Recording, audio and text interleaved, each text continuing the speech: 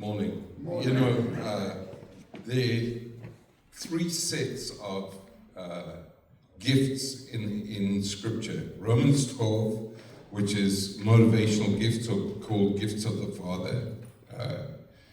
1 Corinthians 12 and 14, which are called gifts of the Holy Spirit, and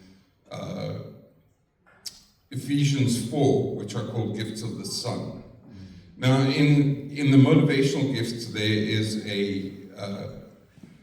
one of the gifts is the gift of being a leader.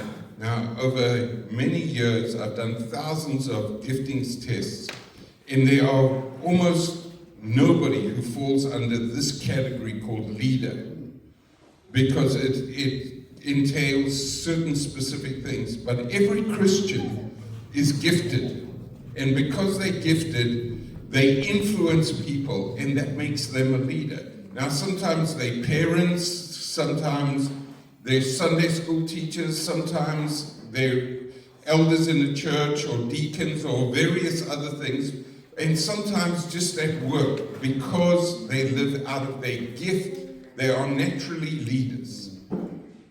And that makes everybody in the church a person of influence through their giftings.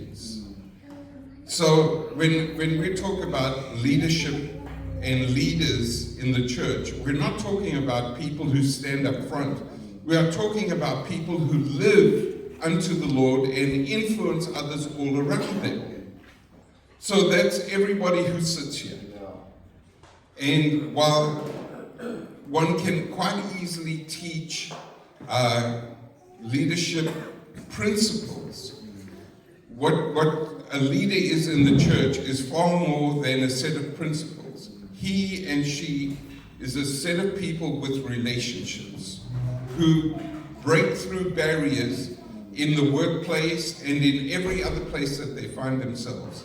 And that's what we're going to talk about, and that's how I'm going to help you understand who you are as a person in the kingdom who leads and who does flows naturally with what God has given to you already.